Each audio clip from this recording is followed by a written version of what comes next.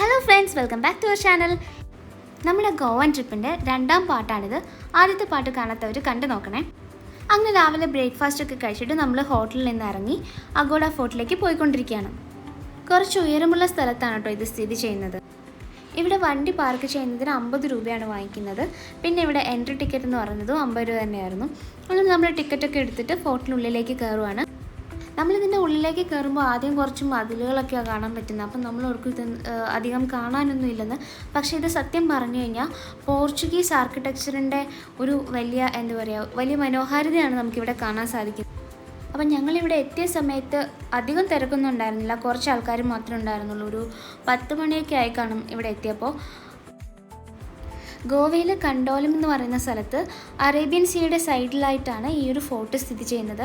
അപ്പോൾ ഇതിൻ്റെ മുകളിൽ നിന്ന് താഴേക്കുള്ള വ്യൂ എന്ന് പറയുന്നത് വളരെ നല്ല രസമാണ് കാണാൻ. ഞാൻ ശരിക്കും ഇവിടെ രണ്ടാമത്തെ തവണയാണ് കേട്ടോ വരുന്നത്. ഇതിനു മുമ്പ് കോളേജിൽ നിന്ന് ട്രിപ്പ് പോയപ്പോഴും വന്നിട്ടുണ്ടായിരുന്നു. പിന്നെ ഞങ്ങളിന്ന് കുറച്ച് ആംഗ്ലോ ഇന്ത്യൻ സ്റ്റൈലിൽ ഡ്രസ്സ് ചെയ്തിട്ടൊക്കെയാണ് ഇവിടെ വന്നിട്ടുള്ളത്. ആദ്യം ഗോവയിൽ വന്നിറങ്ങിയപ്പോൾ എനിക്ക് ഇവിടുത്തെ സ്ഥലങ്ങളൊക്കെ കണ്ടപ്പോൾ നമ്മുടെ കേരളത്തിനോട് കുറച്ച് സിമിലാരിറ്റി തോന്നിയിരുന്നു. പക്ഷേ പിന്നീട് ഇങ്ങനെ ഓരോ സ്ഥലങ്ങൾ സന്ദർശിച്ചപ്പോഴാണ് മനസ്സിലായത് നമ്മുടെ കേരളത്തിൻ്റെ സംസ്കാരത്തിൽ നിന്നുമൊക്കെ വളരെ വ്യത്യസ്തമായിട്ടുള്ള ഒരു സംസ്കാരമാണ് ഗോവയിലുള്ളത്. അതിൽ നമ്മളെ അതിശയിപ്പിക്കുന്ന ഒന്ന് തന്നെയാണ് ഈ ഒരു അഗോഡ ഫോർട്ട്. ഇവിടെയാണ് അതിൻ്റെ എൻട്രി. ഇതിലൂടെ ഉള്ളിലേക്ക് കയറുമ്പോൾ ഈ സൈഡിലെ ഭിത്തികളിലായിട്ട് ഗോവയിലെ പല പുരാതനങ്ങളായ സ്ഥലങ്ങളും അതുപോലെ തന്നെ പള്ളികളും അമ്പലത്തിൻ്റെയൊക്കെ പഴയ ചിത്രവും പുതിയ ചിത്രവും അവർ പ്രദർശിപ്പിച്ചിട്ടുണ്ട്. ഏകദേശം 450 വർഷത്തോളം പോർച്ചുഗീസിൻ്റെ അധീനതയിലായിരുന്നത് കൊണ്ട് തന്നെ ഇന്ത്യൻ സംസ്കാരത്തിൻ്റെയും പോർച്ചുഗീസ് സംസ്കാരത്തിൻ്റെയും ഒരു ഇടകലർന്ന സംസ്കാരമാണ് നമുക്ക് ഗോവയിൽ കാണാൻ സാധിക്കുന്നത്. ഗോവയിലെ ഓരോ കെട്ടിടങ്ങളിലും ആരാധനാലയങ്ങളിലും തെരുവുകളിലുമെല്ലാം തന്നെ ഈ ഒരു പോർച്ചുഗീസ് അധിനിവേശത്തിൻ്റെയും നിലനിൽപ്പിനായുള്ള നമ്മുടെ പോരാട്ടത്തിൻ്റെയും ഒക്കെ ചരിത്രം നമുക്ക് കാണാൻ സാധിക്കും. പിന്നെ ഇവിടെ വെള്ള പെയിൻ്റ് അടിച്ച പള്ളികളാണ് കേട്ടോ. ഇപ്പോൾ നമ്മൾ നോക്കിക്കഴിഞ്ഞാൽ കൂടുതൽ പള്ളികൾ നല്ല വെള്ള പെയിൻ്റ് അടിച്ചിട്ടാണ് ഉള്ളത്.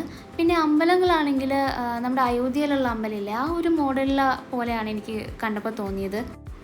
ഈ ഒരു കോട്ടയുടെ ഭംഗി ആസ്വദിക്കണമെങ്കിൽ നമ്മളിതിൻ്റെ ഉള്ളിലേക്ക് തന്നെ വരണം. അപ്പോഴാണ് ഈ കോട്ട ഇത്ര വിജൃംഭിച്ചതാണെന്ന് നമുക്ക് മനസ്സിലാവുള്ളൂ. പണ്ട് തൊട്ട് തന്നെ അർത്ഥം അറിയില്ലെങ്കിലും ഒരു വെയിറ്റിനായിട്ട് ആ വാക്ക് ഇവിടെ ഇരിക്കട്ടെ. ഇതുപോലുള്ള ചില സ്ഥലങ്ങളിൽ വരുമ്പോഴാണ് ഗോസ്റ്റ് ഹൗസിനിലെ ജഗദീഷിൻ്റെ ഡയലോഗ് ഓർമ്മ വരുന്നത്. ഇനി ഇതിൻ്റെ ചരിത്രം എന്താണെന്ന് അറിയണ്ടേ?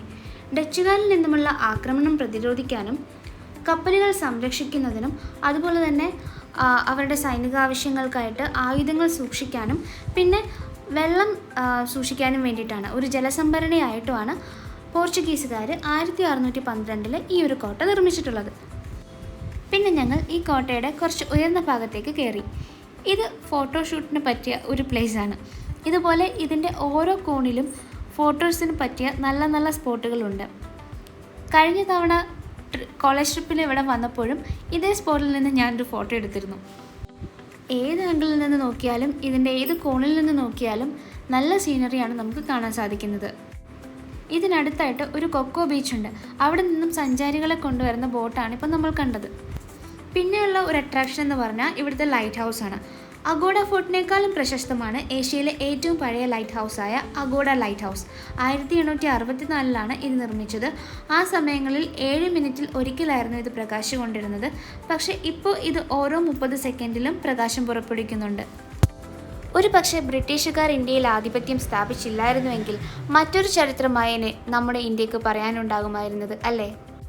ഇനി ഞങ്ങൾ അഗോഡ ഫോർട്ടിനോട് വിട പറഞ്ഞുകൊണ്ട് അടുത്ത സ്ഥലത്തേക്ക് പോവുകയാണ്.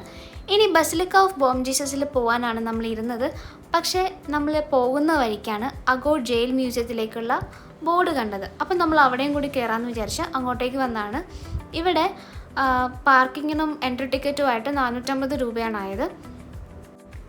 ഈ ജയിലും നമ്മുടെ ഫോർട്ടിൻ്റെ ഒരു ഭാഗം തന്നെയാണ്. നമ്മുടെ സ്വാതന്ത്ര്യത്തിന് വേണ്ടിയിട്ടുള്ള പോരാട്ടത്തിൻ്റെ സമയത്ത് നമ്മുടെ സ്വാതന്ത്ര്യ സമര സേനാനികളെയൊക്കെ പാർപ്പിച്ചിരുന്നത് ഈ ഒരു ജയിലിലാണ്. ഗോവയിലെ ഒരു ഫ്രീഡം ഫൈറ്റേഴ്സിൻ്റെ സ്വാതന്ത്ര്യ സമര ചരിത്രം നമുക്ക് ഈ ഒരു മ്യൂസിയത്തിൽ നിന്നും കാണാൻ സാധിക്കും. അപ്പോൾ ആദ്യത്തെ ഒരു സെക്ഷനിൽ അവർ ചെറിയ രീതിയിലൊരു എക്സിബിഷൻ അറേഞ്ച് ചെയ്തിട്ടുണ്ട്. അതായത് ഒരു ഫോട്ടോഗ്രാഫറിൻ്റെ എടുത്ത ഫോട്ടോസായിരുന്നു അവിടെ പ്രദർശിപ്പിച്ചിട്ടുണ്ടായിരുന്നത്. അത് റെയിൻ ഡോഗ്സ് എന്ന് പറഞ്ഞിട്ട് ബീച്ച് സൈഡിലുള്ള ഒരുപാട് പട്ടികളുടെ ചിത്രമാണ് അതിൽ പ്രദർശിപ്പിച്ചിരുന്നത്.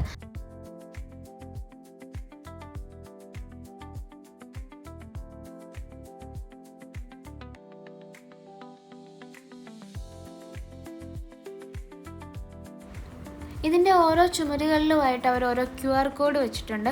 അത് സ്കാൻ ചെയ്ത് കഴിഞ്ഞാൽ അതുമായിട്ട് റിലേറ്റഡ് ആയിട്ടുള്ള ചരിത്രം നമുക്ക് കേൾക്കാനായിട്ട് സാധിക്കും.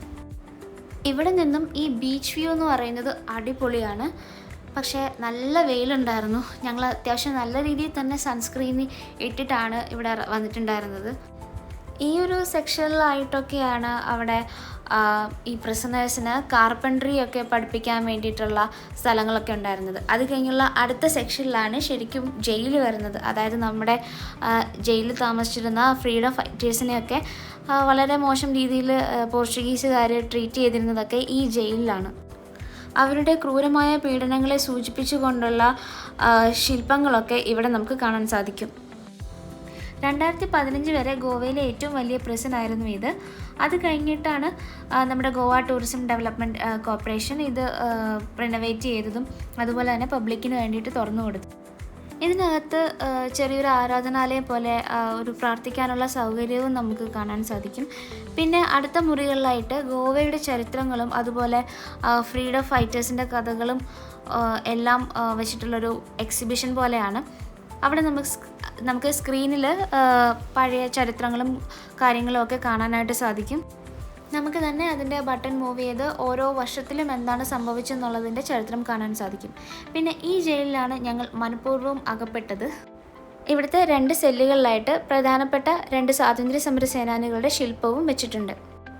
ഇനി നമ്മൾ അടുത്ത ഡെസ്റ്റിനേഷനിലേക്ക് പോവുകയാണ്. അപ്പോൾ ഇതാണ് കേട്ടോ നമ്മൾ റെൻറ്റിനെടുത്ത വണ്ടി. നമ്മൾ ലഞ്ചൊക്കെ കഴിച്ച് റൂമിൽ പോയി കുറച്ച് റെസ്റ്റ് എടുത്തതിന് ശേഷമാണ് ബസിലിക്ക ഓഫ് ബോം ജീസസ് കാണാൻ പോയത്. പക്ഷേ അത് കുറച്ച് ദൂരം ഉണ്ടായിരുന്നു. നമ്മളിവിടെ എത്തിയപ്പോഴേക്കും 5 മണിയായിരുന്നു. 5 മണിക്ക് ഇതിൻ്റെ ക്ലോസിങ് ടൈമാണ്. പക്ഷെ നമുക്ക് 5 മണിക്ക് തൊട്ട് മുമ്പ് എത്തിയത് കൊണ്ട് നമുക്ക് അകത്ത് കയറി കാണാൻ സാധിച്ചു. പക്ഷേ ഇവിടെ എന്തോ മ്യൂസിക് ഷോയും കാര്യങ്ങളൊക്കെ ഉണ്ടായിരുന്നു. അത് കാണണമെങ്കിൽ 4 മണിക്ക് മുമ്പ് വരണമായിരുന്നു. ഇവിടെ വന്നതിന് ശേഷമാണ് നമ്മളത് അറിയുന്നത്. പക്ഷെ നമുക്ക് പള്ളിയുടെ അകത്ത് കയറി കാണാനൊക്കെ സാധിച്ചു. യുനെസ്കോയുടെ വേൾഡ് ഹെറിറ്റേജ് സൈറ്റിൽ മാർക്ക് ചെയ്യപ്പെട്ടിട്ടുള്ള ഒരു സ്ഥലമാണ് ഈ ചർച്ച് ഓഫ് ബോം ജീസസ്. ഇതിന് ഓപ്പോസിറ്റായിട്ട് മറ്റൊരു പള്ളി കൂടിയുണ്ട്. മറ്റൊരു പ്രത്യേകത, ഇവിടെ സെൻറ്റ് ഫ്രാൻസിസ് സേവിയർ എന്നൊരു പുണ്യാളൻ്റെ ശവശരീരവും സൂക്ഷിച്ചിട്ടുണ്ട്. പിന്നീട് ഇവിടെ നിന്ന് ഇറങ്ങി ഞങ്ങൾ അഞ്ജന ബീച്ചിലേക്കാണ് പോയത്. പോകുന്ന വഴികളിലെ കാഴ്ചകളെല്ലാം നല്ല രസമായിരുന്നു. ഇടയ്ക്ക് ചില സ്ഥലങ്ങളൊക്കെ കണ്ടപ്പോൾ നമ്മുടെ കൊച്ചിയിലുള്ള ജ്യൂ സ്ട്രീറ്റ് പോലെ തോന്നി. അഞ്ജന ബീച്ചിലേക്ക് വരുന്ന വഴി നമുക്ക് ഒത്തിരി പാർക്കിംഗ് സ്ഥലമുണ്ട്. അപ്പോൾ ആദ്യം നമ്മൾ പാർക്ക് ചെയ്ത സ്ഥലത്ത് 50 രൂപയായിരുന്നു ചാർജ്. പിന്നീട് അത് കുറഞ്ഞ് 10 രൂപ വരെ എത്തി. അതുകൊണ്ട് ആദ്യം കാണുന്ന സ്ഥലത്ത് നിങ്ങൾ വണ്ടി പാർക്ക് ചെയ്യരുത്. കുറച്ചും കൂടി മുന്നോട്ട് വന്നു കഴിഞ്ഞാൽ റേറ്റ് കുറവായിരിക്കും. അഞ്ജന ബീച്ചിൻ്റെ പ്രത്യേകത അതിൻ്റെ മനോഹാരിത എന്ന് പറയുന്നത് അവിടുത്തെ ഈ ഒരു ടൈപ്പ് ഓഫ് സാൻഡും പിന്നെ ആ ഒരു റോക്കുമാണ്. ഇതാണ് ഈ ഒരു ബീച്ചിന് ഇത്രയും ഭംഗി നൽകുന്നത്. ഇതിൻ്റെയൊക്കെ സൈഡിലായിട്ട് ചെറിയ ചെറിയ ഞണ്ടുകളൊക്കെ ഒളിച്ചിരിക്കുന്നത് ഞങ്ങൾ കണ്ടു. ഞങ്ങൾ അവിടെ എത്തിയ സമയത്തും അവിടെ വാട്ടർ സ്പോർട്സ് നടക്കുന്നുണ്ടായിരുന്നു. മറ്റൊരു അട്രാക്ഷൻ എന്ന് പറയുന്നത് ഇവിടുത്തെ ഷോപ്പിംഗ് ഏരിയ ആണ്. ഞങ്ങൾ ഇവിടുന്ന് കുറച്ച് സാധനങ്ങളൊക്കെ വാങ്ങിച്ചു. ഇവിടുന്ന് നിങ്ങൾ സാധനം വാങ്ങുന്നുണ്ടെങ്കിൽ നല്ല രീതിയിൽ തന്നെ വില പേശി വാങ്ങണം. പിന്നെ ഞങ്ങൾ തിരിച്ച് റൂമിലേക്ക് പോയി. ഈ കാണുന്ന റെസ്റ്റോറൻറ്റിൽ നിന്നാണ് നമ്മൾ ഡിന്നർ കഴിച്ചത്. ആദ്യത്തെ ദിവസം നമ്മൾ പോയ റെസ്റ്റോറൻറ്റിലെ പോലെ തന്നെ ഇവിടെയും ഒരാളിരുന്ന് പാട്ട് പാടുന്നുണ്ടായിരുന്നു. ഇത്രയുമാണ് 2ാമത്തെ ദിവസത്തെ വിശേഷങ്ങൾ. ഇഷ്ടമെങ്കിൽ ലൈക്ക് ചെയ്യുക, ഷെയർ ചെയ്യുക, സബ്സ്ക്രൈബ് ചെയ്യുക. ഗോവയിലെ ലാസ്റ്റ് ഡേ വിശേഷങ്ങളുമായി ഒരു വീഡിയോ കൂടി വരുന്നുണ്ട്. So stay tuned and by.